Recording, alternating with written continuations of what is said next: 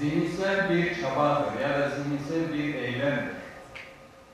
Biz zihinsel eylemleri de sahip olduğumuz anlamlar ölçüsünde değerlendiririz ve semboller kullanırız.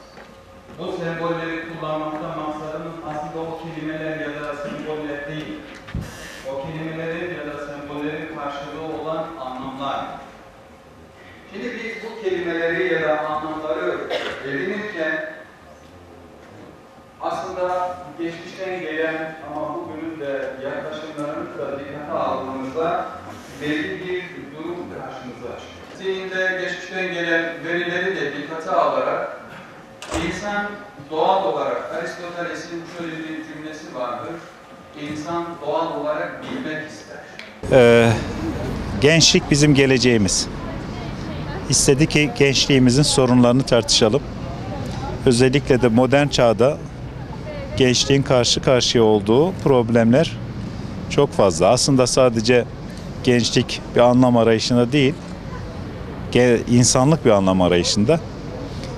Gençlik insanlığın ve geleceğimizin göstergesi olduğu için gençliğin problemlerini ele alıp eğer mümkünse bunlara çözümler önermek gerekiyor. Biz de üniversitemizde gençliğin bu problemlerine dokunulsun diye Türkiye'nin farklı üniversitelerinden ve yurt dışından bir takım akademisyenlerimizi misafir ettik. Bunlar gençliğin değişik alanlarıyla ilgili sunumlar yaptılar. Çok iyi bir sempozyum olduğu kanaatindeyim. Çünkü dün çok fazla yoğunluk vardı. Bugün de aynı yoğunluk devam ediyor. Akademik anlamda da alanının uzmanları, diğer alanlarda da alanın uzmanları olan akademisyenler, yazarlar var aramızda.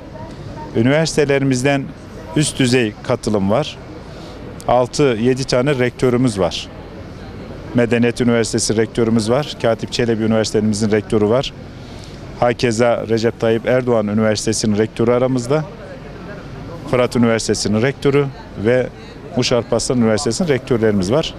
Bunların dışında yardımcıları var. Akademisyenleri var. Ayrıca Türkiye'nin belki dünyanın tanıdığı hocalar var aramızda. İhsan Süreyya Sırma Hoca. Gazeteciler var aramızda. Ekrem Kısıltaş gibi. Biz istedik ki gençliğin bütün alanlarla ilgili sorunlarını dile getirelim. Bunları bizzat uzmanları üniversitemize davet edelim. Hem üniversitemizi hem ilimizi bir şekilde görsünler. Onların değerlendirmelerini alalım. Hem de onların gençliğe dair görüşlerini alalım. Bunları da kitaplaştıralım. Önümüzdeki zamanlarda ihtiyaç duyan akademisyenler ve konuya ilgi duyan gençler bunlardan istifade etsin istiyoruz.